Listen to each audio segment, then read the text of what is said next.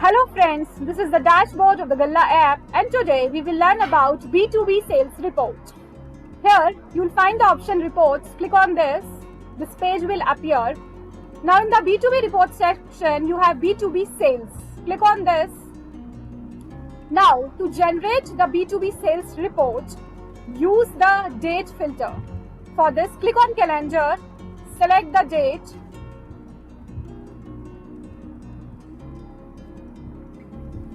Click on apply, select the location and generate the report.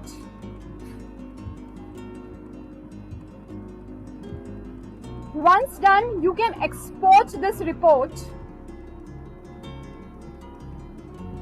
As of now, we will be exporting this report by clicking on this. And see, the report is being downloaded and exported to the desktop. So that is all about B2B Sales Report. Hope this helps you. Thank you.